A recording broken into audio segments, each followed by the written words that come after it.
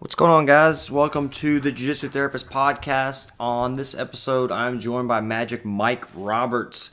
Mike is a professional mixed martial artist, a Jiu-Jitsu purple belt, a military veteran, and also one of my training partners here at Derby City MMA. He discusses his journey in MMA and fighting, and also he is in graduate school to be a physician's assistant. So we talk about his plans for the future, his fighting career, his jiu-jitsu plans, and kind of what he's up to and what he's going to be up to in the near future. Thanks to Mike for joining me for the podcast, and hope you guys enjoy it.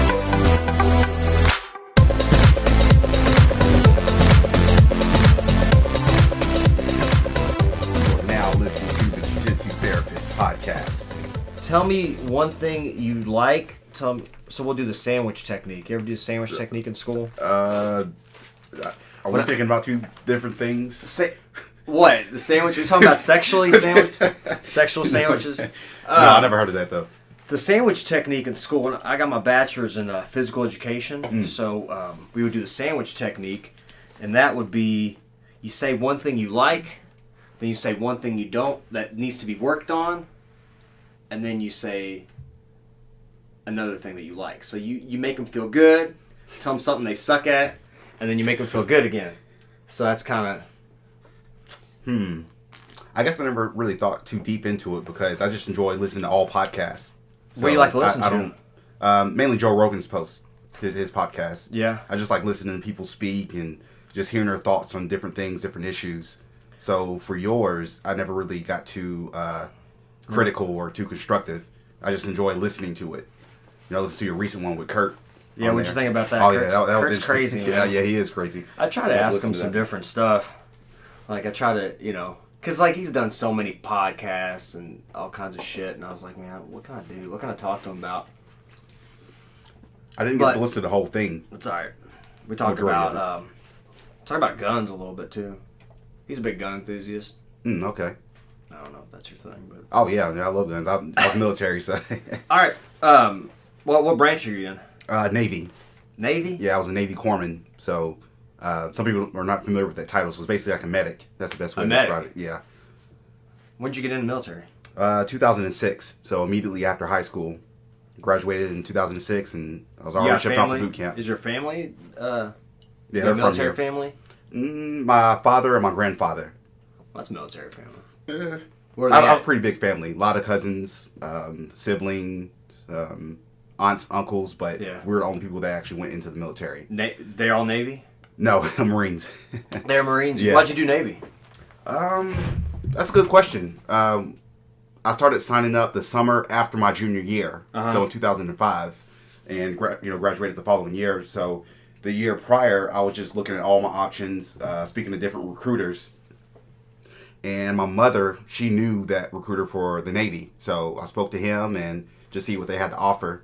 The main thing, I was just trying to focus on the long term. So, typically the Navy and the Air Force are really good with building your career, progressing your career. So, all branches provide, free schooling, which that was a big reason why I went into, 100% tuition. I finished most of my bachelor's when I was in the military active duty. That's freaking awesome. So that was a big reason, but I also wanted to get into something that could carry over to the civilian sector. So that's why I chose medical, and I just kind of stuck. Did you always want to be military? Did you ever, like, growing up as a kid, were you like, I want to be military? It never really hit me until that same year, probably a few months prior. There was a book that I read in my English class. It was called The Things They Carried. Okay. Yeah, it was interesting. It was interesting. It was written by Tim O'Brien. He actually served in Vietnam, in the Vietnam War. Mm-hmm.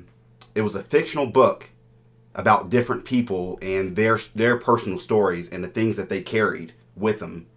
Whether if it was a certain, necklace on her neck or, just whatever the case was. But it was a very interesting story. So it was a fictional book based on real people that he served with and real things that he experienced. Yeah. So I read that my junior year in my English class, and it just immediately sparked my interest. So you're from here originally? I grew up here. I was actually born in Hawaii, and I moved here when I was 8. Nice. So I pretty much grew up here, and then left shortly after high school. Was it due to military? Is that where you're in Hawaii? Yeah, because my father was in the Marines. So How's it growing up in Hawaii? Oh, just like what you see on TV. You think? Yeah, like, yeah. Touristy as shit? Yeah, very touristy. Where'd y'all live? Just on base? Did y'all have a base? Yeah, on base. Yeah, the base housing. Damn, dude. Yeah, I was born at Tripler Hospital. Yeah, What they I've read some books. Like I read a book. Marshall D. Carper wrote a book. It's called The Cauliflower Chronicles, and he actually a podcast with him, and he went to school in Hawaii for like a semester or something and he wanted to train with BJ Penn. And he was talking about what it's like being from the mainland and going and being like being, kind of, I guess you're kind of, I don't know if people really like you or like they think, I don't know. It's weird. But I guess it takes a while. I mean, obviously people kind of get to know you, but you're kind of, I don't know, maybe an outsider or something? Yeah, Do you think you were seen kind of as an outsider when you were there? Well, I was a kid, so... Not really? I didn't experience that too much, but I have heard that, because I've met people from all over the world, so I've known a lot of people from Hawaii, and they say the same thing. Where have you been? Like, where's the military taking you? Illinois, Virginia, California, Florida. I deployed to Guantanamo Bay, so I did medical for the captured enemy combatants. Holy shit. That were captured from Afghanistan, Yemen, and they're sent there for investigations in the detention center. Oh shit. Also went to Japan, and that's pretty much it. I went to a lot of places on my free time. Really? But as far as just Washington too, Washington, Mississippi for training. So you moved here, and then when did you do anything like sports growing up? What'd you do growing up? Mainly basketball. I was real big into basketball. I tried out for the basketball team every year of high school and never made it. You never made it? Never made it. Why not? Too short? Yeah, too short. Just not good enough. Really? But I just love basketball. I was crazy about the NBA. Really?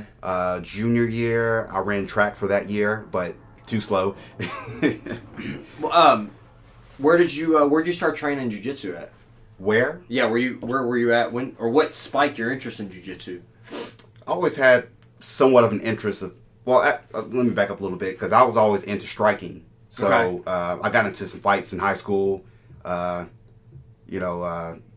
year, I remember beating this guy up. He kept messing with me, and then sophomore year, then I got my ass handed to me by this other guy.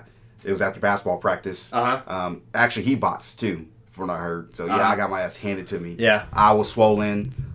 Stitches on the other side, and it just looked worse than what it actually was. Yeah. Somebody. So you got it for real. Oh yeah, I got messed up. Yeah, someone called the ambulance. So when they came, they had to take the C-spine precautions of putting on the neck brace, put me on the stretcher. So it looked worse than what it actually was. Oh shit. Yeah. So after that, I was 16. That's when I started boxing. So did that for a little bit, and actually, let me back up a little bit. I actually started training in martial arts when I was 8 years old. This is where we're living in the Nevada area in Louisville. Yeah. And myself and my sister, we got jumped by a group of kids at the park. So after that, my mom, she put myself and my sister into Taekwondo. So your mom did? Yeah, she put us into Taekwondo. So that's what sparked my interest. So you got beat up, and then you started doing. So when did you get into like striking? When did you for real start? Just start actually taking classes and actually get serious about it? That was when I was 16 after I got my ass handed to me. So that's when Where'd you go? Where'd you go train? It was off of Cane Run Road. Okay. So just like a boxing gym? Yeah, it was a boxing gym. Just pure boxing. I was into that at that time. In my mind, I was thinking of going to the military. And that was kind of another reason I was leaning towards the Navy, because, it was always prominent with boxing. Oh, really? Yeah, so, I wanted to go in there, travel, go pro in boxing. And went to the military, went over to Japan, and that's when I really got serious with training. So, did a lot of boxing as well as kickboxing, trained with some pro fighters over there. I also trained with a lot of grapplers too. So, I did it just for the fun of it, but it didn't really grab me until I left. I went to California, then I went to Virginia, and I was still just into striking at that point. I went to this one gym. It was called Tiger Martial Arts. Yeah. In Portsmouth, Virginia. I actually paid more money just to do Muay Thai. Really? Where I could have paid less money to do the MMA program, but I just wasn't into grappling at that point. When did you get into grappling? When did you After I left Virginia. So towards the end of 2009, I went to Florida. And I found the best gym I could in Pensacola, which was, what was his name? Can't remember the name right now. But I'll compete against the guy from University. It's like something there's like a school, Academy of Pensacola or something. Oh, that was one of my gyms too. Robert Turnquist. Yeah, that's my teammate. Yeah? Yeah, I'm actually going to see him next month. Yeah. Yeah, I'm going down there. I actually saw him in Atlanta. He beat me in the Master World. So, yeah, he beat me in 2 minutes. Yeah, I know he competed this He fights MMA. Yeah. I saw him in Legacy maybe or something. Titan. He fought Jay-Z Cavalcante. That guy's very experienced. Yeah, that's how fight. So we were actually talking in Atlanta. He was I don't think he competed. I think he was sick or something. But he was my first match in Master Worlds. Man, he competes all the time.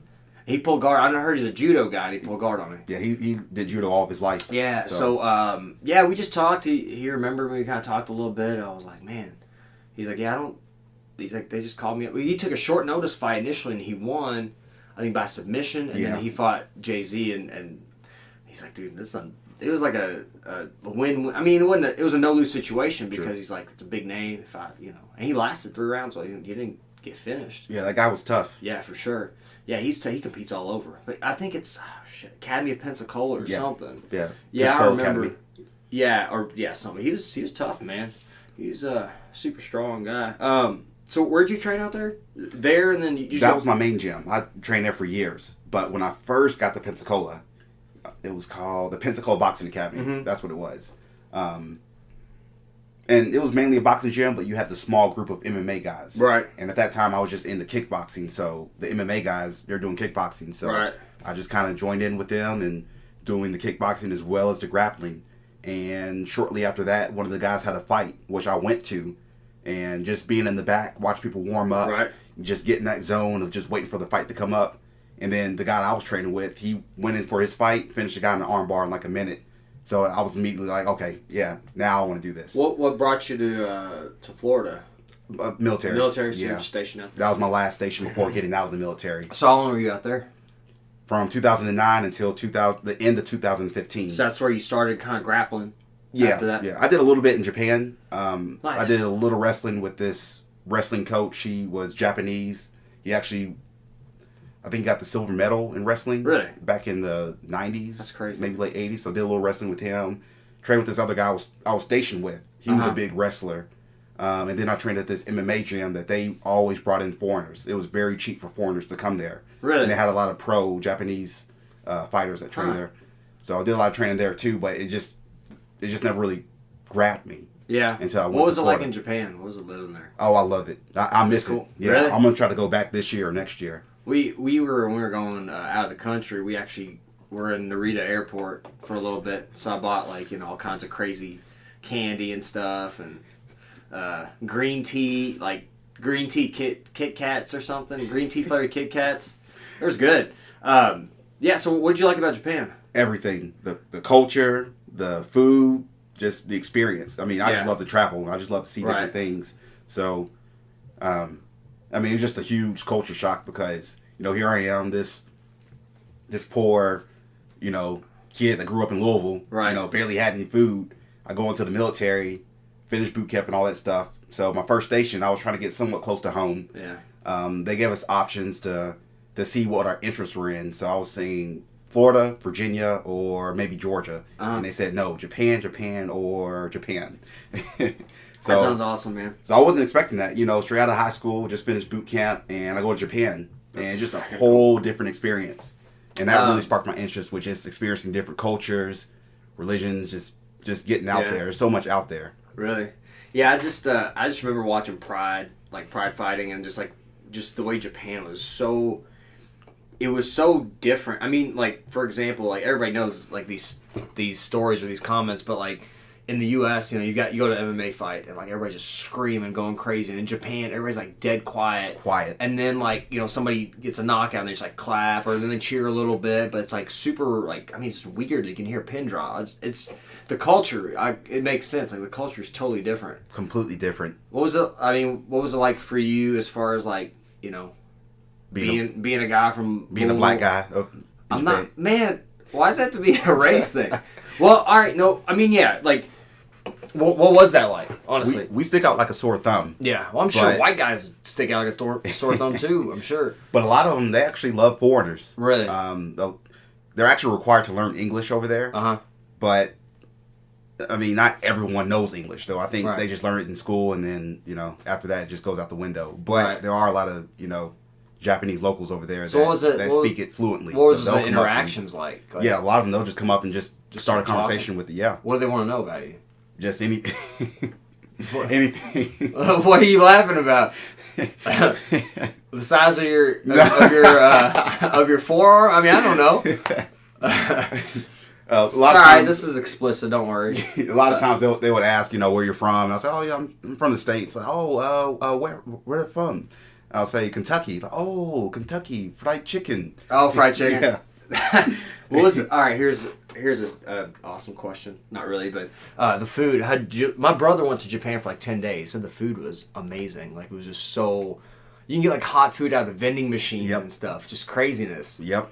So, and technology is really. I mean, they're kind of advanced up there too with technology. I think even compared to us. Oh yeah, well ahead. Tokyo's a pretty big city. Like, Is that where you were? Were you in Tokyo or where were you? I was about 45 minutes south of Tokyo, but I went to Tokyo a lot. Did you use they have trains or? Yeah, the structure is completely different. Like I wish our structure mimicked that. Everything's so far spread apart nowadays. In our country, but there you can just walk, take a train anywhere, or bike. So I went to Tokyo. That was 40 minutes or so. I took a bullet train to Kyoto, which was the original capital before Tokyo. Okay. So a lot of history. Yeah. I went to Hiroshima. Yeah. Went to the A-bomb museum, and that was amazing. What about that? Oh, it was amazing. You're walking through the museum for hours, and they start from the beginning to what started the whole conflict to. Oh my God. Yeah, the day that the bomb went off to the aftermath. A lot of preserved body parts, and they go into detail with the history too. I mean, it's amazing. What was that like? What was that like for you being a military guy and being in Japan and? You would think that, but is it?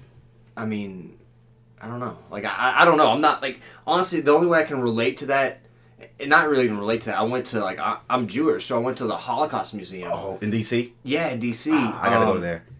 And it was just this is weird. It's not weird, but I can't believe this happened. This is more I can't believe that this actually and the thing I'll never forget probably was going and seeing these trains where they transported a lot of the Jews to the concentration camps, and you saw all these shoes from the people that died. I guess in the Holocaust, they had somehow salvaged all these shoes and put them in this museum. I mean, you couldn't even see the bottom. It was shoes everywhere. It just you're I can't believe this shit went. I mean, I don't know. Going back, it's crazy. Wow. I mean, we can talk politics all we want, but it's crazy that stuff like that actually happened. And I mean, obviously the military is very important, but man, it's Hiroshima. I don't know. I don't know what it would be like for me or for me being somebody that was in the military. I've never been in the military, so I don't know. I guess everybody was still very accepting and very friendly and. Yeah, overall, their culture is just very friendly. Yeah. I mean, it's just a whole different culture. Yeah. I don't know. It's just weird to me, Just I mean, look at, you were in Hawaii, so think, Pearl Harbor and stuff. So, that kind of, I mean, I guess we have the same thing. They have they have a museum, Pearl Harbor? Yeah. Yeah, and I haven't been there.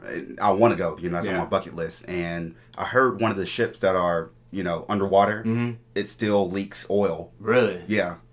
We were, decades later, still we leaking went oil. to the Philippines last year, and there was, were we there on 4th of July, I think?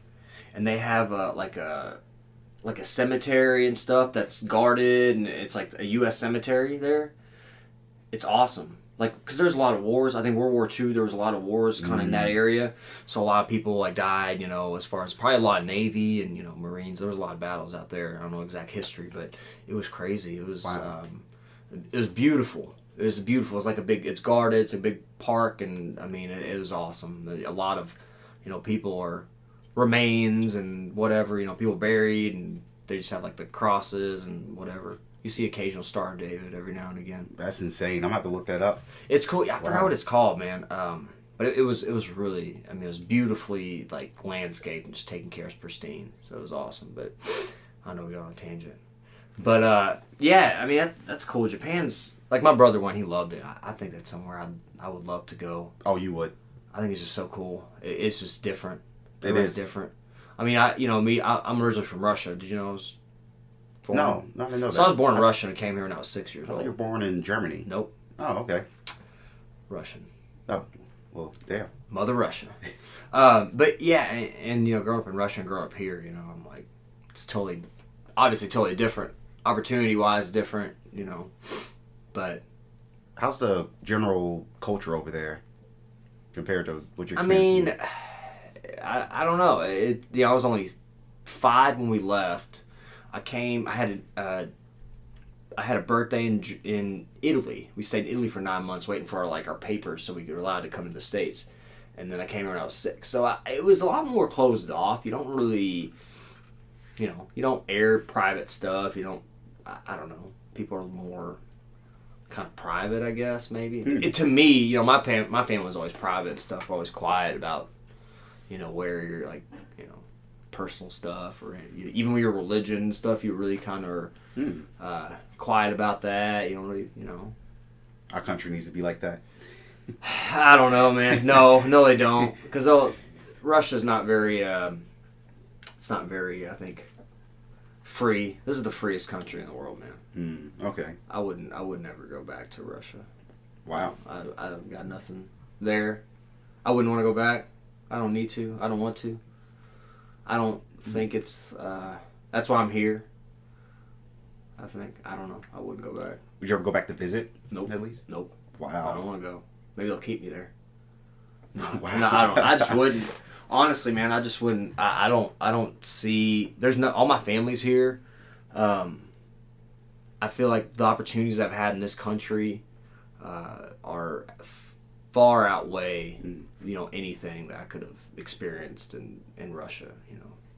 I just think this country's, even though a lot, we can get political, whatever, but even there's a lot of crappy shit going on, and whatever side of the political debate you're on, I do feel like this country's still a lot better off and a lot better than than any country out there. I mean, like in Russia, if you go say something against the government, they'll put you in jail or kill you or some shit. You can't really say stuff, but I don't know. Yeah. And we're not perfect. America's not perfect. Yeah, there's a lot of things we could definitely improve on. Sure. As far as investing in education within our communities, our country overall, or providing health care to our citizens. But there are other countries where it's a way worse situation. So how was and how was being in the military now? Being in the medical field. How do you feel like that's kind of transformed to what you're doing now? Like, how's that led to where you're at now? Well, when I was in high school, how you're always kind of, playing the fields and just thinking in your mind, okay, I want to do this when I grow up, or I want to do that when I grow up. So towards the end of high school, I was kind of interested in psychology, just seeing how people think, what makes people click. Right. So that was always kind of an interest, and then decided to go into the military, and I had these different options to pick from. You take your ASVAB test, which is an aptitude test. Okay. And then you get the results back, and then basically they give you a list of jobs based on your score. So kind of like the SAT or something like that going into college. So they offer me things like, military police and just different things. But out of those options, I was like, okay, well, I have the option for medical. Right. And, that's something that I'm interested in, and they can carry over to the civilian sector. Okay. Because, again, what I was saying earlier, that's my main goal was after the military. So whether if I just did a couple of years and just got out, which that was the plan, or did 20 years and retired and then got out, the big thing was what was I going to do afterwards. So set myself up. So got into medical, and it just clicked. What were you able to do? What kind of, did you see certain types of injuries? I mean, is there anything that you treated a lot of or you saw a lot of, Yeah, we just do a lot of emergency training, because for Navy corpsmen, well, being in the Navy, people automatically associate the Navy with being on ships. I was never on a ship. Really? For Navy corpsmen in particular, we're trained to be in all situations. So being attached with the Marines, because the Marines, they don't have their own medical. They don't have medical? No. Oh, wow. Yeah. Any war movie you see, with Marines and somebody gets hurt and somebody comes and fixes them. That's a Navy corpsman. So what kind of injuries a lot of times did you see? What did you see as far as like what did you treat a lot of? What were you able to do? Like, fortunately, I didn't see anything too extreme besides just your common stuff. I'll probably have to say the worst thing, quote unquote, that I've seen was a baby that was just completely blue, and someone was doing CPR on the baby. Yeah, wow. But yeah, that's probably the worst. Did you see like a lot of orthopedic type injuries, or yeah, that's your common stuff. Yeah, so nothing too extreme. Stuff. Yeah, okay. And then we just constantly train. This constant of teaching, learning and teaching other people too, because they wanted us to teach other people that was coming up the ranks. Right. But teaching CPR, teaching how to fix pneumothorax. Okay. That's a punctured lung. Yeah. Boom. Got it. Mike, so what got you in, man? Honestly, like, so you made your way to Florida. You started doing kickboxing, Muay Thai. You started doing. You saw your buddies do a little MMA. What got you into? So when you saw that, did you think I need to start grappling because I want to get out there? Yeah. Is that kind of what your mindset was? Yeah, because I did a little bit of it for the getting beer. By the way. So prior to that, I was still training it every once in a while, but it was just for the fun of it. It was nothing. So you were still in the military? Yes. So the military allowed you enough time to go and train. So you're doing like a 9 to 5 type thing. Yeah. Okay. Yeah, when I was in Florida. So you're like, man, I gotta start doing jiu-jitsu, or what did you think? Wrestling? What was your mindset? Like, if you want to get on the, first of all, I never had the mentality of like I want to get in a cage and fight somebody. So I want to know like everybody's kind of different. What was your mentality? Is it just out of testing yourself? Was it just for sport? What was it for? Well, first and foremost, I just love martial arts, and I love to compete. Just with all males. That's primitive. So yeah. Just mixing those two fighting's together. Primitive, I think. Yeah, that too. So just putting that together. I mean, I just wanted to test myself, mentally and physically, and just see where it went. And I would have never thought in a million years that I would have gone professional in fighting. So it's kind of like a progressive thing. With first, I would just watch MMA. And like, okay, that's cool, but I could never see myself doing that. And then over time, I was like, okay, let me try this out. But I would never fight in it. Right. And then I went to Florida, saw my friend fight, and that they just motivated me to give it a try. How long did you train for before you got your first like amateur fight? Well, putting everything together from training in Japan and training in Virginia, and then I went to Florida. Right. And that's when I really started getting into it. That's when you started your ground game mainly. Yeah. Is that where you started jiu-jitsu? In Florida? I did a little bit in Japan for those 2 years. Dabbled. Yeah, just like once a week. It wasn't much. And again, I did it, but it just wasn't a big interest. Yeah. It's kind of just for the fun of it. So altogether, you could say, a couple of years. Okay. But seriously, I would say 4 to 5 months. And then I had my first kickboxing fight. Okay. And then shortly after that, I deployed to Guantanamo Bay. Did that for 6 months, came back, and then I had another fight. So then I had about 7 amateur fights altogether. Wow. And then I went pro in MMA. So what, I always think about my first jiu-jitsu match, was very nerve-wracking for me. What was it like, getting your first MMA fight? First MMA fight. What'd you feel? Like, were you a lot of nerves? Yeah, it's just a mixture of emotions. I mean, being excited, being nervous, fear of the unknown. Were you angry? Like, did you feel like you needed to be angry at your opponent? Like, you wanted to hurt him, or? Yeah, some people are different with that approach. I never really had that approach. I actually have a couple of times. But I felt like I never really had the need to be that type of person. It's more so just... So you're going out there for sport? Yeah, for the sport. Yeah, just being in that zone and just running in my mind of, my game plans, just... I don't know. I never really thought about that. So what was it like? So you got out there. They close the cage, ring the bell. What did you see? What did you feel? It's a surreal feeling because I've also competed in jiu-jitsu as well. Yeah. But it's just completely different to fighting. Just a surreal feeling. So, when you're in the back warming up. Yeah. you're slowly transitioning to just getting in that mindset. And, Right. I mean, this is for me personally. Everyone's different, but as the fights are going along, I like to kind of keep track of, okay, it's 5 more fights, and then it'll be me, and then it's 3 more fights, then it'll be me, and then the fight before me, once they go out, then I'm like really getting into that zone, and then once you get that notice that fight is ended, and you're about to start walking up on deck, then it's just you're in tunnel vision. So, like, what did it feel like when you got hit first time? Like in a match? Did you get hit first time? Yeah. Did you get rocked? It's not really, honestly. I mean, I don't want to sound, arrogant or anything. No, but it's not. You either did or you didn't. You know? with having that experience of, all the years of striking, that's one thing I've always had an advantage of, especially when I went to MMA, fighting grapplers. Right. But my very first amateur fight was kickboxing. Okay. Which I think he was an MMA guy, but he picked up that kickboxing bout. But that was just one thing I've always had an advantage over with my opponents was my striking. And one thing I've always stressed is just, safe training, smart training. So, limiting the times where you do get hit throughout the camp. Right. And drilling a lot of defense too. Yeah. So when a fight comes around, then you're hardly even getting hit. How'd you win? Do you remember how you won your first match? It was a TKO in the second round. So, was that the one where you?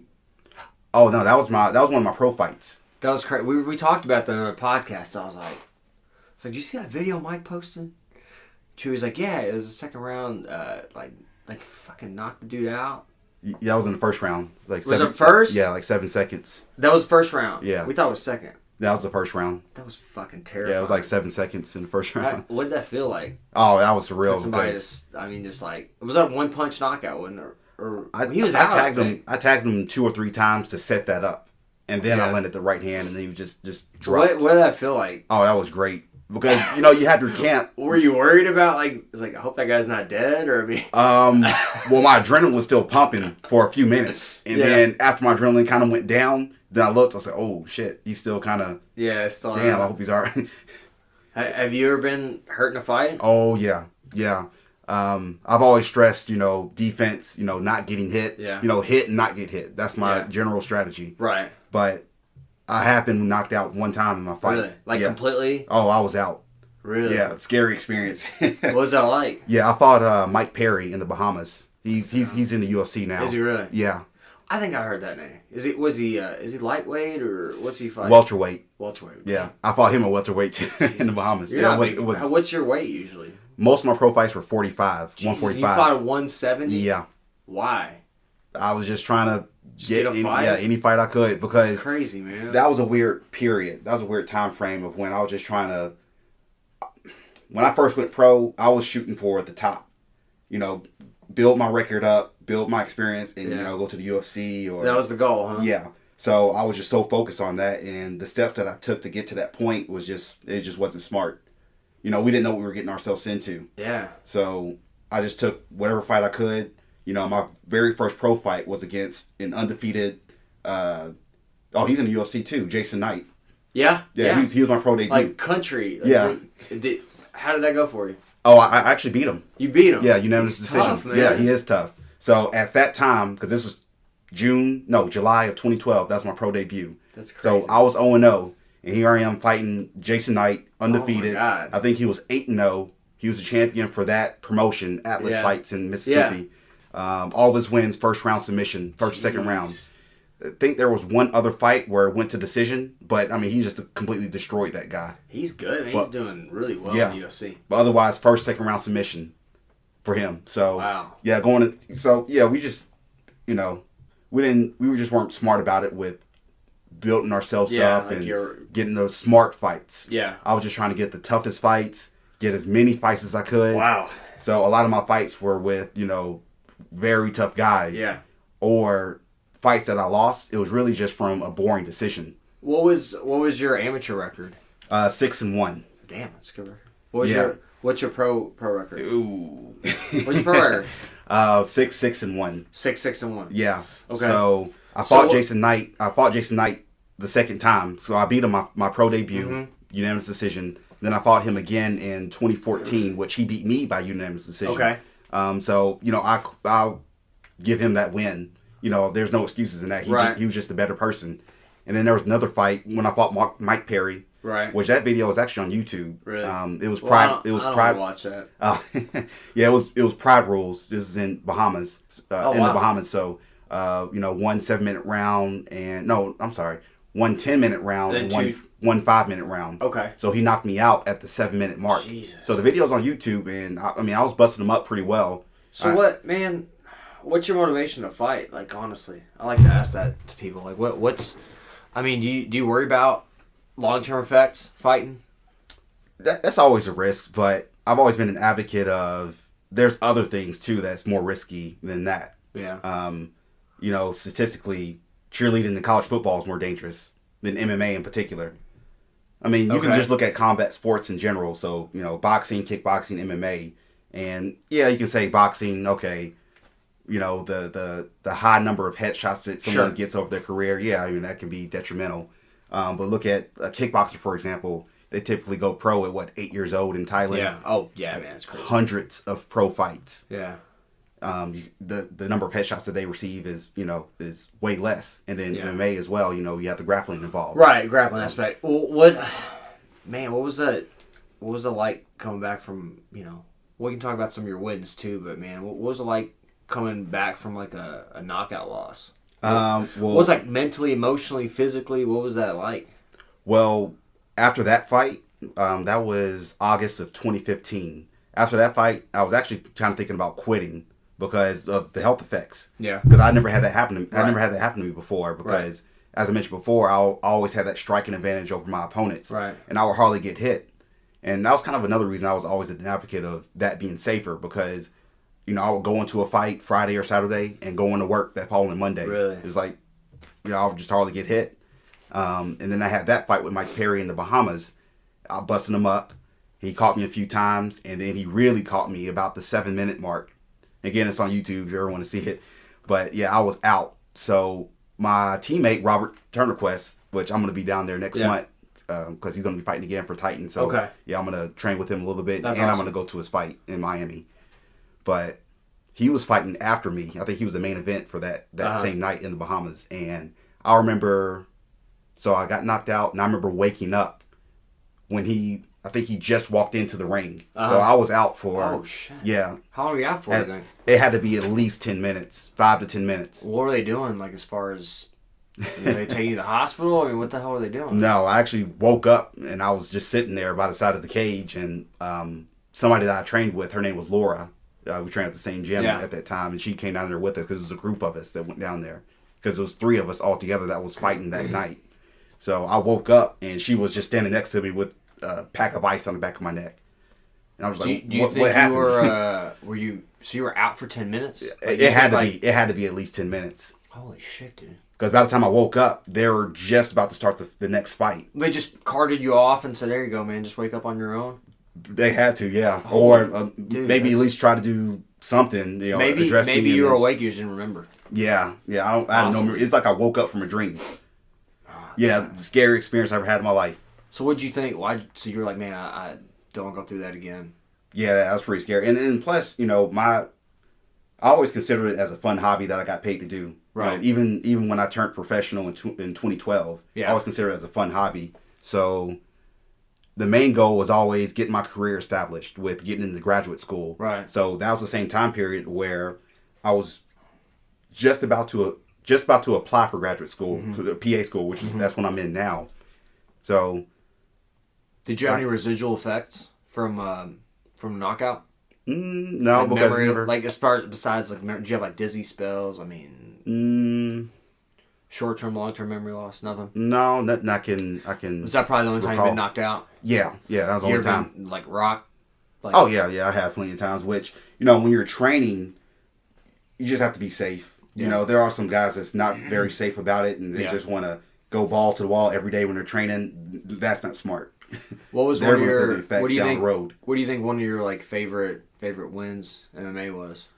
It was probably the video that we were just talking about, the 7-second knockout. That's crazy. Yeah, that was on YouTube. I think that has 13,000 views. Yeah. And they was shared on BJ Penn's website and everything. What's your motivation for fighting? I mean, now, so how old are you right now? I'll be 30. You'll be 30. I'll be So 30 you're later still, on this year. You're still like physically in your prime. Like, have you had any real bad injuries that you've had to overcome?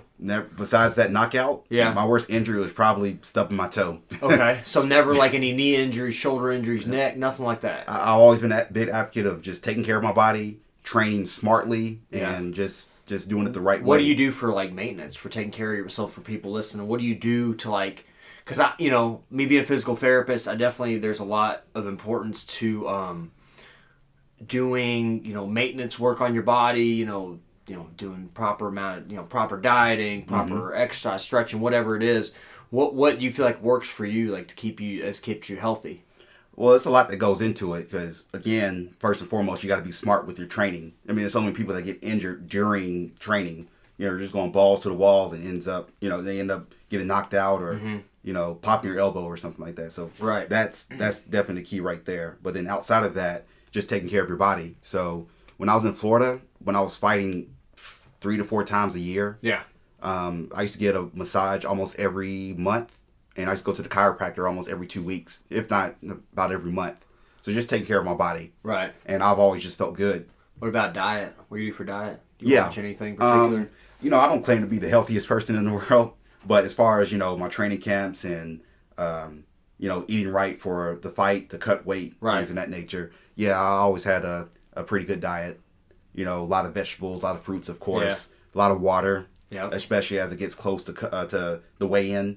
You load up on the water and then you're sweating it off. And, right. Yeah, it's a science to it. You were gonna have a fight coming up, and that is it in March? It was in March. Fight in Florida. It was, yeah. Okay. March 25th in Pensacola, but I had to cancel it because this quarter in school, it got pretty. So what do you? For people that don't know, what do you? You're in grad school for for physician assistant. Yes, I'm currently in graduate school full time for physician assistant. So what do you want to what's your ideal situation when you graduate? Where do you want to practice? What do you want to do?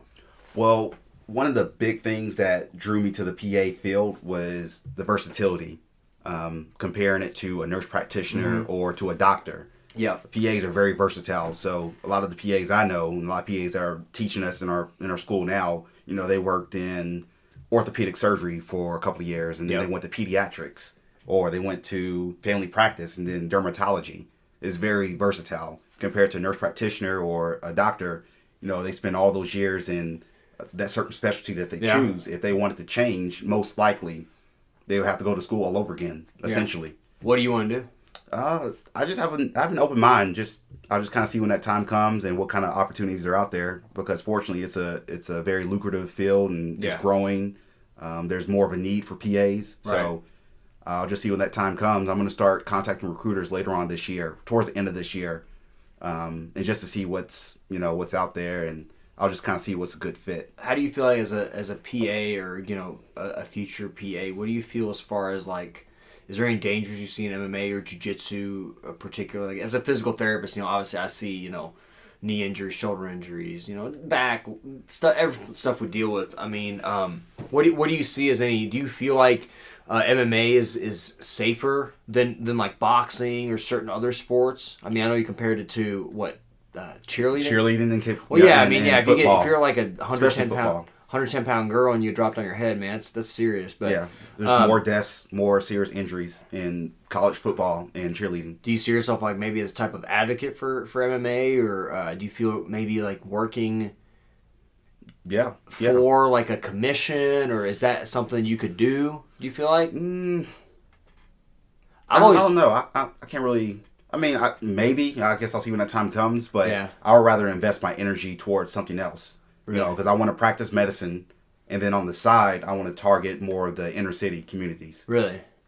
What do you like? Is there anything particular you see that you want to work towards? What do you want to improve, as far as healthcare or any? What do you feel like you want to improve? Well, not to get too political, but basically, I just want to, target more of the underserved population, especially in the inner city, and more so with, the minorities, because, it's this the same perpetual cycle that we're expected to end up in, statistically, especially for black males. Statistically, they say, I think 1 out of 3 black males end up dead or in jail. Okay. I mean, it's true.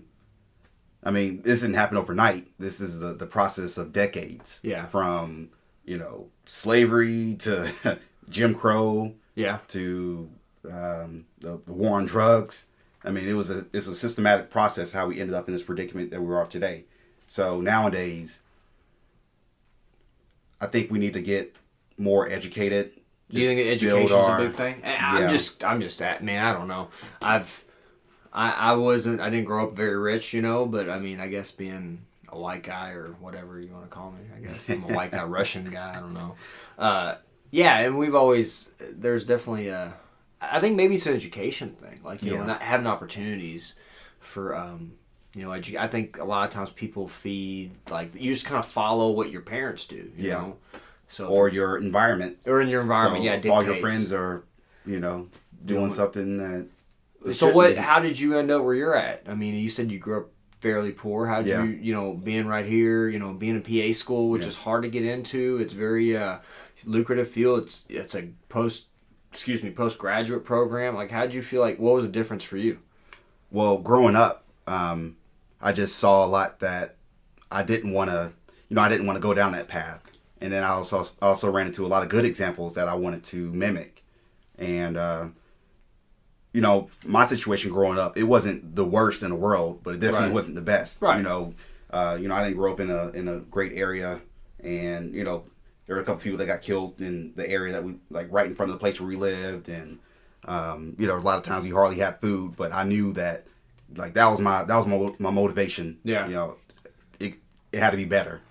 Do you feel like martial arts or anything like kept you out of that? I mean, I know you did some sports, but do you feel like you were better? Like, you feel like you found, like, your calling as far as athletically? I didn't really realize that when I was younger, but more so when I started competing. I guess that's when I started to recollect and look into it more and think, okay, well, wow, there's so many benefits in the martial arts of, not only just punch people in the face, but that's what people automatically think. But as far as self-control, self-discipline, self-respect, I mean, there's so many benefits to it. When I have kids, as soon as they start walking, I want to put them in martial arts. What do you feel? Do you feel like what's the most for you? Me being a jiu-jitsu guy, you've done everything. Probably more of a stand-up background. Like, do you feel like jiu-jitsu is the most important? Do you feel like boxing is the most important? What do you feel like is if you could? When you have kids, if you could put them into like one thing, what would you put them in? That's completely subjective because, you may have a jiu-jitsu guy that have done jiu-jitsu all of their whole life and say, oh yeah, that's the best sport. Or you may have a boxer, that's all they know. That's the best sport. I've been fortunate enough to experience different martial arts from Aikido, Judo, jiu-jitsu, of course. Yep. Boxing, kickboxing, wrestling. So I like having that exposure, and I just kind of pick and choose what I like. Actually, Bruce Lee had that same philosophy. Yeah, Jeet Kune Do, yeah. Yeah, and he actually did other things outside of martial arts, so fencing, the footwork and the movement, to incorporate that into his style. Yeah. So, me personally, I just like to just kind of just take it. Yeah, I mean, see where it takes you. I never did a lot of stand up. I don't think I'm built to take a punch. My chin's too big. No, really, I don't know, man. There's something about there's something, I think you have to be built to fucking take a hit, honestly. You all right? Yeah. It's fine. Mike's killing them Yinglings. They're good, dude. We were in Atlanta for the Atlanta Open. We were driving back. I was like, man, we'll get some Yingling. You ever had Yingling before? No. That's good, man. It's awesome. Yeah, it is. It's one of the older breweries, I think. America's oldest brewery. Oh, I did not know that. That's what it says on the can, man. Oh, well, there it is. So, yeah, I don't know, man. I say it all the time that I feel like if I knew jiu-jitsu when I was younger, I wouldn't be a scared kid. Like, I guess knowing boxing or something would have been also advantageous. I mean, knowing anything. Yeah. Like, any kind of martial arts. Like, I did a little Taekwondo when I was like 6 or 7. My parents kept me at white belt. They wouldn't even let me test up. But I never thought, like, jiu-jitsu's, for me, it's very addicting, but it's also, I don't know. Like, I wish I would have known it when I was younger. I think I would have been more confident for sure, because I think it's You just know, like you said, you're not as confrontational. Like, I think when you do martial arts, when you know, you got to have some control. We're on the mats, we're for grappling or doing whatever. You got to have control not to crank on somebody's arm. When you know you got them, you got to know, all right, I've got the submission. I'm going to just be light with it, or I may sometimes let it go if the person doesn't want to tap and I know I got them. That's all things that can happen. I don't know, man. Yeah. It's just... Do you think, like, what do you feel like is your favorite aspect of martial arts? Like, which one is, what style? Like, what do you think is your favorite style? Oh, I just love everything. I used to be real big into striking, right? Like, as I mentioned, when I was younger. And then I just fell in love with grappling as well. I just love everything and just putting it together. Yeah. Yeah, and you are 4-stripe purple? Yeah. Is that what you are? Hey, man, people need to know. Knocking people out in 7 seconds. Yeah. That's beneficial. Do you see yourself fighting for much longer? That's a good point because I had a fight last April. Right. That was in Bowling Green. That's on YouTube as well. I fought, what was his name? Schaefer. Josh Schaefer. Or Schaefer. I don't know. He was a local guy down there in Bowling Green. So I fought last April. How'd you do? Guillotine in the first round, 58 seconds. You guillotined him? Yeah. Almost knocked him out, and then he tried to put me against the cage. So started throwing elbows, and I just grabbed his neck. Yeah. So my program that I'm currently in, that started in June of last year. So I had that fight in April. So I was thinking, okay, that'll probably be my last one. I'm about to start school, and I'm going to be real busy with all that stuff. Right. And then by the time I finish in 2018, then, I'm not going to have that motivation to get back in the cutting weight and all that stuff. You're still in your prime, though. Physically, I mean, you're 20. You're not 30 yet. You're almost, I'm 29. So yeah, I mean, so you're still in your prime probably for a few more years at least. So that's why I had that motivation to, just kind of see what happens. Because I still feel healthy, still motivated. Well, you haven't had a lot of injuries either. Yeah. Fortunately, you think your body's been through, like physically, has it been through a lot? Do you feel like you don't? So people say like miles, quote unquote, miles on your body. Like, do you feel like you have a lot of miles on your body, or do you feel like pretty healthy, pretty explosive? I mean, everything feels good. Yeah, fortunately, I feel better. I mean, besides being older, of course. Right. I mean, technically, I feel better than ever. Yeah. And I just want to test myself to see where it goes. Do you see yourself fighting more? I mean, I think I have a few more fights in me, and if I do fight, it's only to get to the next level. As far as what? Like, what's your goal? Like, if you do fight, what do you want to accomplish? It'll be pretty neat to at least get that one big fight out of the way. Just to say, like, hey, I fought in the UFC. Okay. Or I fought for Titan. Just to get that out of the way. What do you think you need to do to get there? I need to pat my record. So if I can get 4 or 5 quick wins, because I already have the connections, then we'll see what happens. So you want to get in the so what would it mean to you to get the UFC or so, or a Bellator or anything? I mean, what would that mean? I'm a goal-oriented person. Okay. So, I went pro in 2012 with that mindset. Like, I want to get to the top. Fight on pay-per-view. Even though, again, my main goal was always getting my career established and getting into graduate school and stuff. But I still always had that on the side. Yeah. Because that didn't interfere with anything.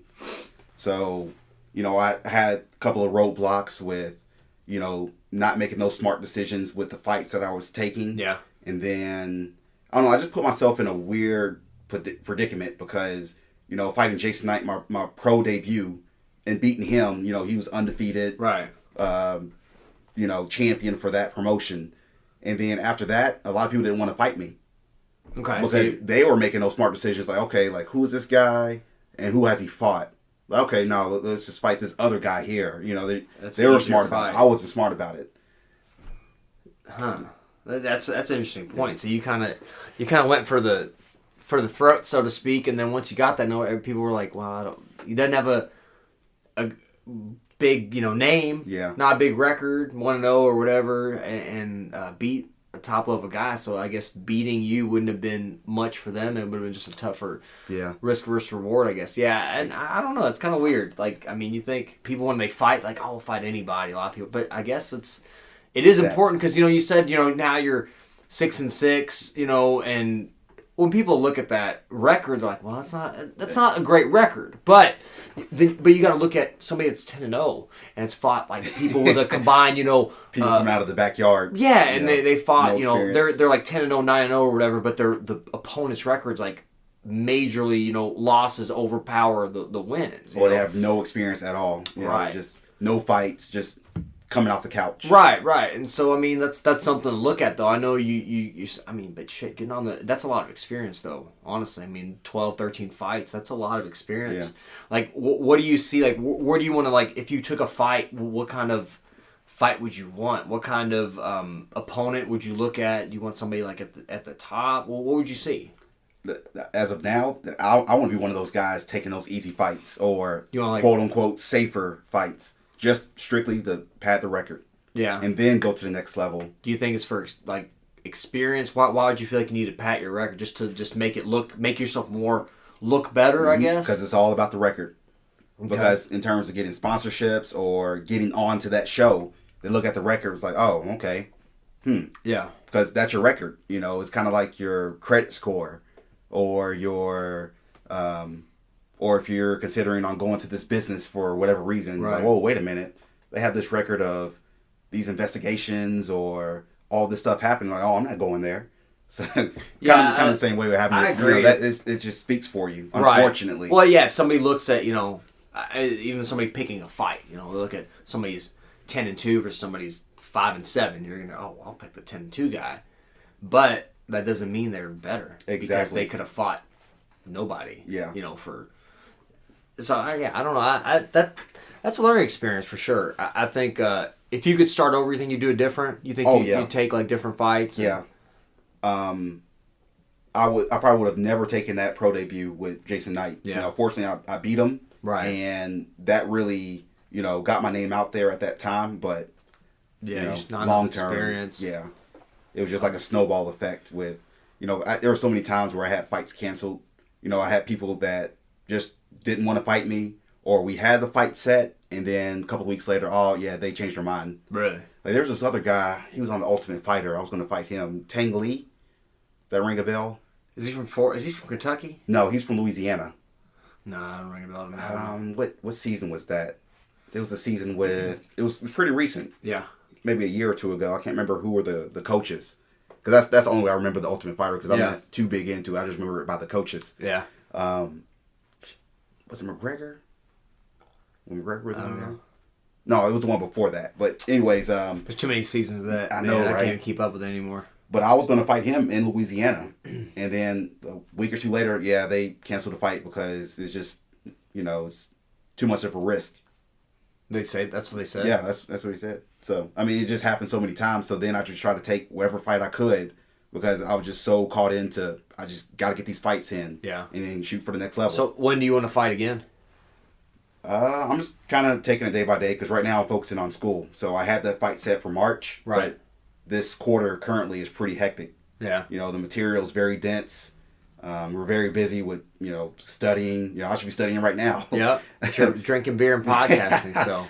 Constant exams. I'm sorry I'm a bad influence. Oh, well, you need a break sometimes. You got to keep your sanity. Yeah, I know. I went to grad school too. It was tough. It was I can imagine. And that's actually when I started training. I was in grad school when I started training. That's kind of where I've ended up here, man.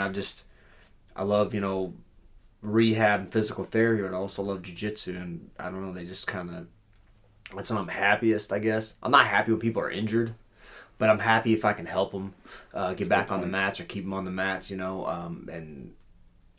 don't know, man. Jiu-jitsu for me, it's just, I never thought I'd be into it as much as I am. I never thought I've been doing it like 8-9 years, but it's just something I see myself doing. I think I can do it long term. Thinking like physically, like what can my body take?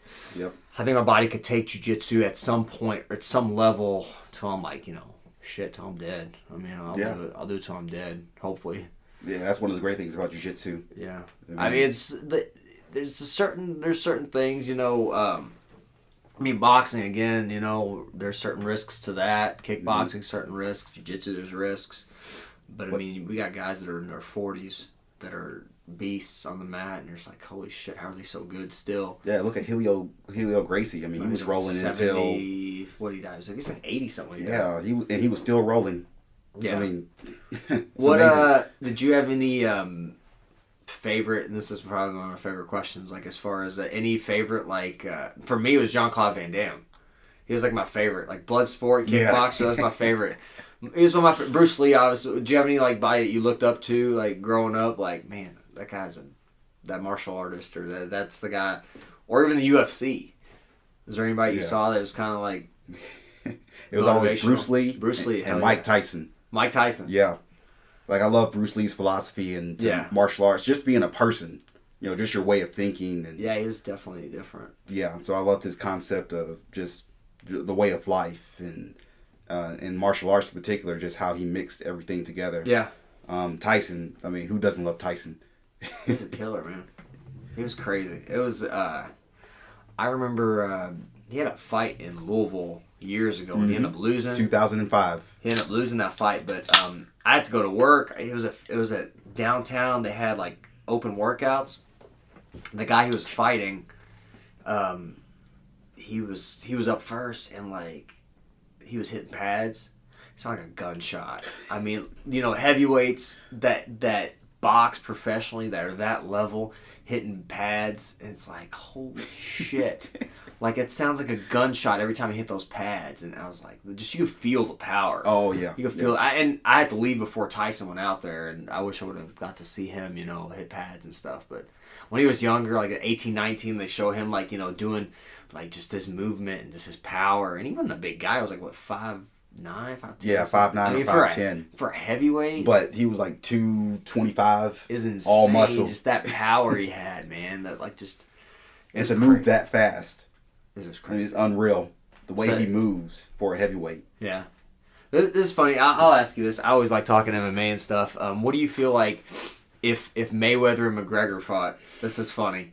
I think me being I love MMA. I like boxing too, but I think that if it was strictly boxing, I mean, it's a no-brainer. Mayweather picks him apart. I mean, do you agree with that? Oh, I completely agree. And Mayweather, like defensively, is the I've never seen anybody better defensively than. Man, I mean. 49 fights, professional fights, and only been probably like rocked a few times, maybe even hit hard. I don't think he's ever been knocked down. I don't even know if he has. He's been knocked down a few times. Knocked down like once or twice. Just knocked down. Right, never really like It's crazy to me. Who do you think would win? If they did make that fight. If I had to put money on it, I mean, I would have to go with Mayweather. I mean, MMA versus boxing, it's apples and oranges. Exactly. So obviously, if Mayweather fought McGregor in the cage, obviously McGregor would fuck him up. So what do you think as far as if they did boxing but they did 4-ounce gloves? That would kind of level the playing field. That would be interesting. I mean, they would never do that, but if they did, that would be interesting. I would think that's the only way that it could be fair.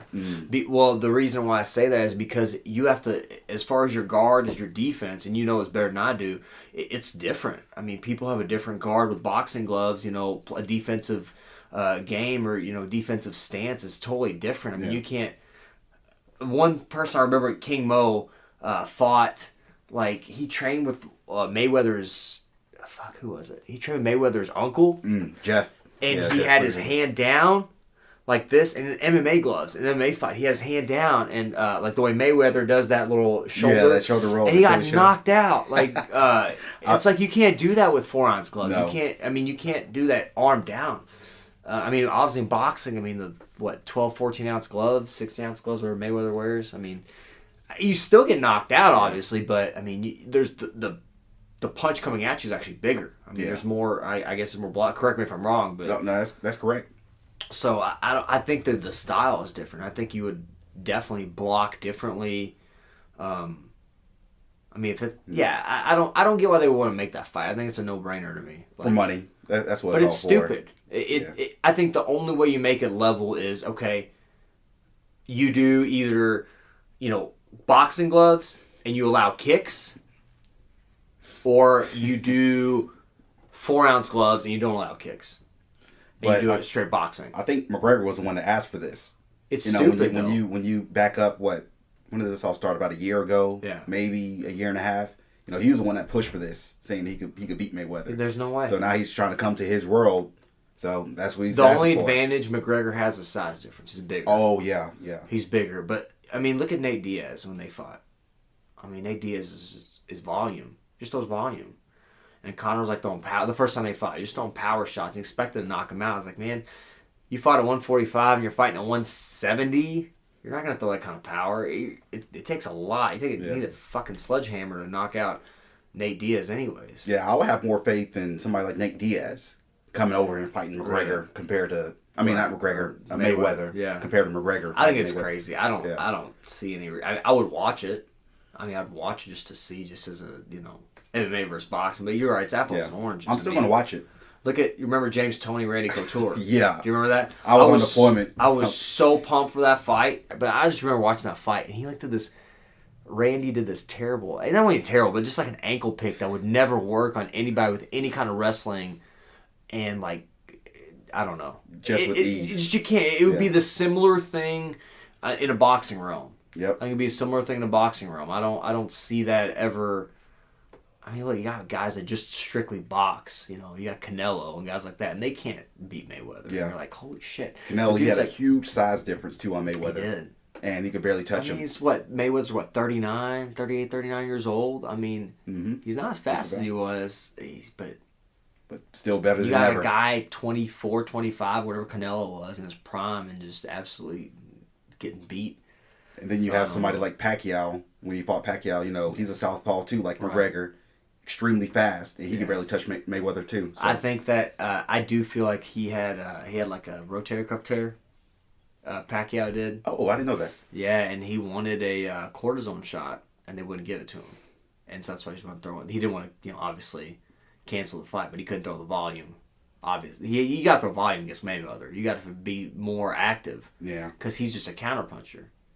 So I mean, I don't know. Yeah, it's apples and oranges. I mean, I'm not going to completely count McGregor out or any MMA guy that's coming over to boxing, because for me personally, looking at my situation, that I've trained in different things.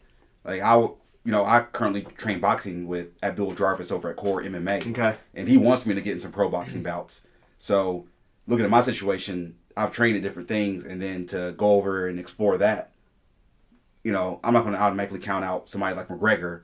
I think he was an amateur champion, something like that. He's had some experience. I think the thing that makes him, he's got good movement, but the thing that, throwing the kicks in there and the spinning kicks and the leg kicks and all that stuff, that's what makes it. That's what keeps people on their toes. Like if he's just throwing hands. Yeah. He's just gonna throw hands at you. I mean, Mayweather is gonna, even the size difference, even the reach difference. Mm-hmm. I don't know. It's a money thing, and I just think he would lose. It's all about money. I think he would 100% lose. I don't see any way. And I'm an MMA guy. I love MMA. I love Jiu-Jitsu and all that stuff. But I mean, you can't compare strictly boxing. Like I do like watching, like kickboxing and Glory and all that stuff. And those guys even. I mean, they fight different because there's no risk of a takedown. They're standing right there. They're not, anticipating, sprawling. They're just kind of. I think it's different. Yeah, there's this one kickboxer. I wish I could remember his name, but he's a very excellent kickboxer. I mean, just destroying people. I think he fought in Pride, and he went over to MMA, and just did horribly. Yeah, getting knocked out, getting submitted. Melvin Manhoff was one. Who else? I think his name was Joe something. Oh yeah. He fought in Bellator. Yeah. Shit. I think he got knocked out too. Yeah, he got knocked out by Joe Schilling. Schilling, yes. Joe Schilling. Yeah. I used to study him. I used to study his kickboxing bouts. But yeah, when he went over to MMA, it's just. Do you know he smokes like a pack a day? Well, seriously, can you imagine? He's a beast too. But he comes out, like they say, he was on like Joe Rogan's podcast, and he's just like, he trained his ass off. He still smokes, and but he was one of those guys that would just go out on a shield. He just throw hands, and he wouldn't take a step back. I mean, I respect that, I guess. So there's only so many times you can take a punch. Yeah, because you're talking about irreversible damage. I talk about how there's other things that is more risky than MMA, but it still has its risks. So sure, look at somebody like Chuck Liddell or. Chuck Liddell's one of my favorite fighters of all time. I mean, after you take so many hits, your threshold decreases. That's irreversible damage. Any MMA fighters that you look up to, emulate or study? Who do you study? I study almost anybody and everyone, and I just try to pick, what's good about them and try to incorporate that to my game.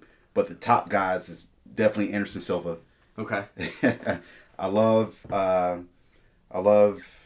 Dang, there's so many guys. I can't even. All right, let's do this. But Anderson Silva, he's probably the top. As far as wrestling wise, if you could have anybody's wrestling, who would it be as far as MMA fighters? Chael Sonnen. Okay. Or no, John Jones. John Jones wrestling. He takes people down so easily. Okay. I'm not sure if it's his body type because he's so long and strong, but it's awkward though either way. All right, so easily. All right, what about striking? Silva. Or boxing. Just boxing.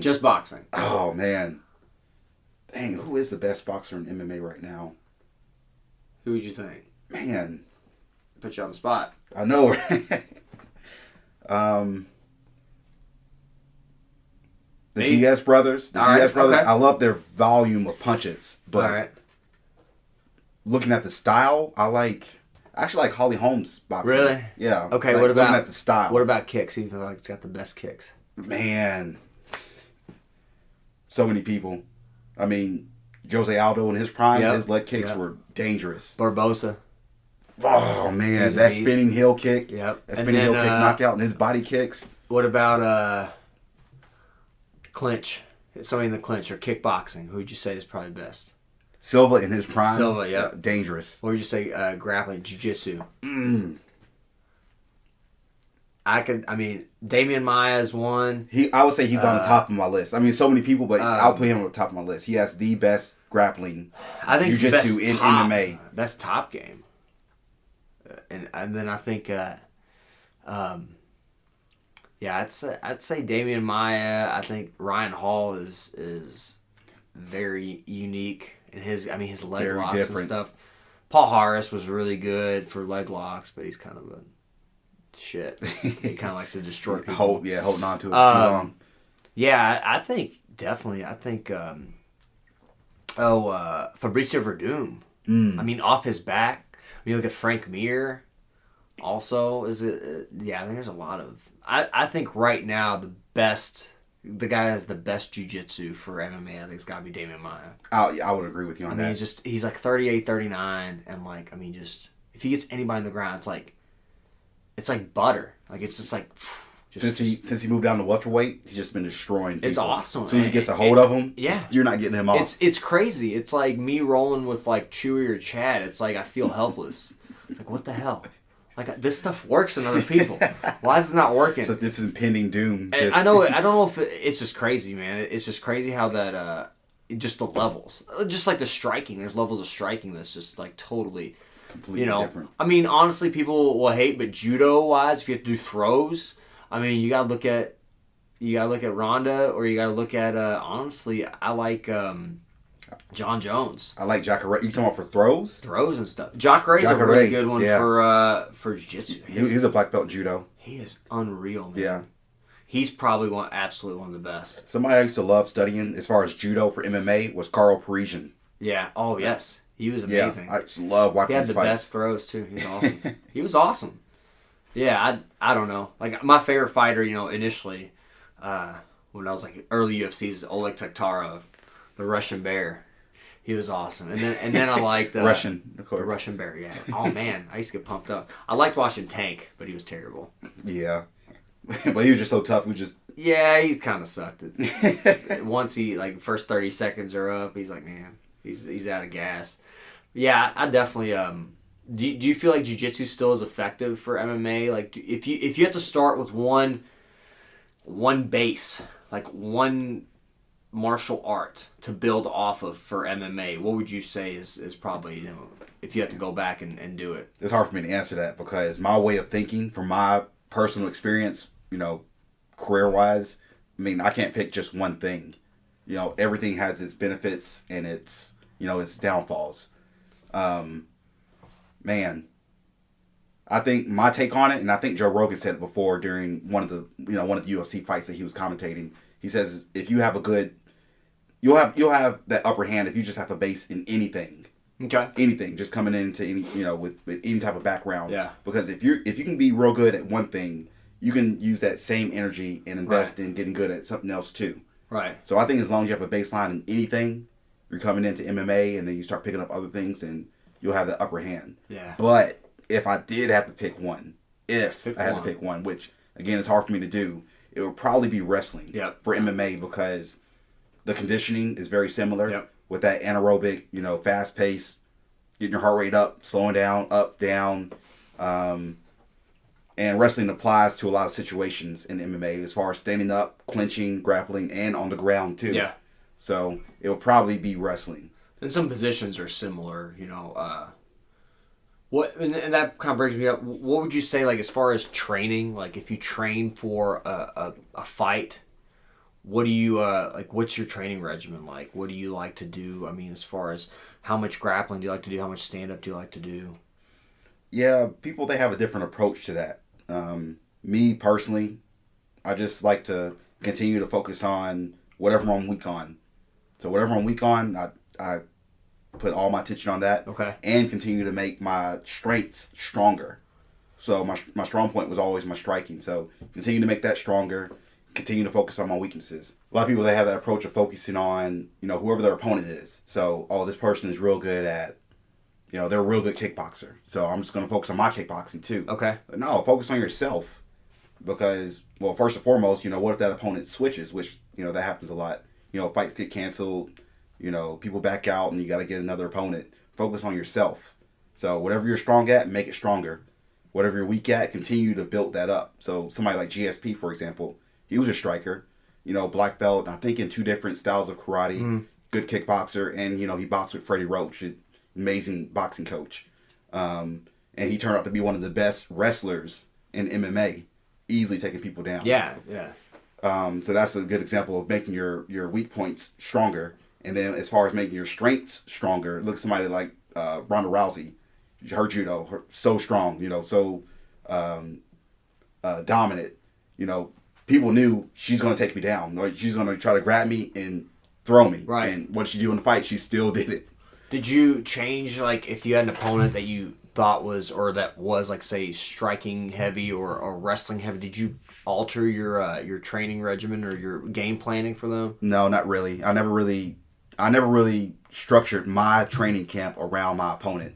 So, again, I always focused on myself, getting better, just constantly getting better. So making my strength stronger and my weak point stronger too.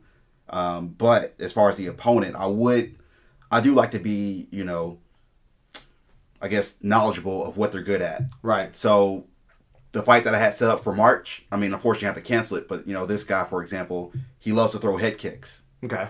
And his style, he kind of mimics Nate Diaz. He likes that high guard, his like hands. Volume. Yeah, his hands are up high, and he'll like try to talk smack during the fight. Really? Yeah, he kind of like mimics him. But as far as like his good points, he likes to throw a lot of head kicks, and he's real good at leg locks. So in my mind, throughout my camp, I was thinking, okay, of course, be wary of that. Not to put myself in a situation where then I get caught. But on the other hand, what am I want to do to make myself better? Right. That makes sense. Yeah. No, yeah. That's just my approach. I've always had that approach, and it worked out pretty well. Minus, the other roadblocks that I mentioned. Yeah. With how have you, fights. as far as, I mean, we can kind of wrap it up, but like, how have you, as far as your losses or your wins, most of the time, how have you mostly won and how have you mostly lost? Most of my wins were from a finish, so submission. I think I had 2 decision wins. Okay. But the others were finishes, so submissions mainly. And then I had the 1 knockout. Let's see. Yeah, but I would say most of the wins would lean more towards the submission side. So, had a, rear naked choke finish. There's a guy that I fought. What was his name? Landon Akel. He was Rich Clementi's guy. Oh, nice. He was a good boxer. Really? But he had a couple of finishes. Ground games usually. But he had a couple of finishes with arm bars. He was very slick on the ground. So again, just being cognizant, being cognizant of what they're good at. So first round of the fight, he immediately started throwing hands, and I grabbed him. That was my game plan. Grabbed him, put him against the cage, took him down. He went for an arm bar because he had a couple of finishes. He's sneaky with it too. Yeah. Pressed him up against the cage, slipped it out, and I just immediately grabbed his leg. So finished with an inverted heel hook. So you did. You got him in an ankle. Yeah. That's crazy. So, so I'll say most of my wins lean more towards the submission side. And as far as losses, a lot of my losses were really just boring decisions. Yeah. Because I've always had that striking advantage over my guys, so they were always worried about, standing up with me. So what they would try to do was take me down or hold me up against the cage. And I wasn't the best wrestler early in my career. I mean, I'm still not the best wrestler now, but I'm definitely better than, years ago. And they were hoping against the cage, and this would be the majority of the fight, including my draw, because I do have one draw on my record. Okay. Which I think they could have gave me that win, but he was the hometown guy. Oh, really? But a lot of the fights that I've lost, they were hoping against the cage, and they're not taking me down, but I'm not getting them off me, and I'm just hitting them. And they're trying to take me down. They're not getting me down. And then sometimes they'll eventually get me down. So that's points on their end. Right. So at the end, it'll just be a boring decision. And also loss. they have control of the ring or the cage. Yeah. Even though you're throwing punches, they'll still. But it just depends on, it's so subjective. It's subjective on who referees or not referees, but who judges and why they, like you look at, the fights, a week ago or a couple weeks ago with Anderson Silva. He lost that fight. If I was judging that fight, I would have gave him that fight. You would have gave him that fight? I would have gave him by split decision. I would have given him that. Yeah. And then Holly Holm and Durand. I mean, that was crazy. Yeah. I probably would have gave Holly that one. Well, but probably I would have said it was a draw. Honestly. Yep. I would have gone with the draw too because I would have taken points from. But it's like what's more power? What counts more? True. Leg kick or kicks or punches? One person has more punches, one person has more kicks. And I mean, boxing, obviously, if you hit more punches and obviously you land more punches, you're winning for the most part. Yeah. Unless you have but I don't know. I think there's a lot of still variance in what people look at. It is. Well, first and foremost, there's a lot of judges that have never fought. Right. So that's a huge issue right there in itself. From local shows to even in UFC. Right. I've never fought. Like boxing judges and they're like watching it, Yeah. Like how can you judge something and you've never even been there, you don't really understand it. You're just kind of going off of your personal opinion. So you can't really objectively look at it. And then there's so many factors that go into judging a fight. Because I've judged fights too. Such as, like little things that people typically wouldn't think about, how much damage did the other person get? Right. Control. Also finishing the fight off pretty strong. That's another factor too. That's not like the only thing. So if they were losing most of the fight and all of a sudden they finish really strong, they may not automatically win, but that's another factor though. It's just multiple factors that you look into and you just kind of collectively put it together. But I've been robbed in another, one of my losses, I was completely robbed too. Fought a hometown guy in Mississippi, another one of Alan Belcher's guys. Because Jason Knight, he's one of Alan Belcher's guys. The 7-second knockout video, he was Belcher's guys too. Okay. And another guy I fought, his name was Aaron Williams. Okay. Aaron Yoda Williams. Yoda. Yoda. Yeah, good guy. Very experienced. I think he has 40 fights. And I asked for that fight again, just 40 fights. Yeah, I was 3-1 at that time. I was 3-1-1. Yeah, 3-1-1. And the guy that was getting me a lot of those fights at that time, he was telling me if I win that one, then I was going to go to the Bellator. Right. Bellator Fighting Championship. Oh, wow. So I had that fight, and I lost by decision, or lost by split decision, and the judges gave it to him. And I truly felt that I was robbed. Yeah. And I actually tried to contact the state commission. Yeah. Send them the video and everything. And I said, it's too late. Really? But basically, he got a big takedown in the first round. Uh-huh. But striking, I was picking him apart. The last round, I was picking him up. It was bad. I was picking him apart horribly. I mean, I think the video's on YouTube. I think I have it on my account, and I don't have it titled or anything. It's just like vid 1000. Like, Yeah. I think that's the title of the video, so you won't be able to find it. But I was just picking them apart for the second and the third round, and towards the very end. What's up? Who's that? Y'all got a key? I don't. I'm getting ready to leave up out of here. All right, Charlie, we'll finish up. You want to get on this podcast, man? No, thank y'all.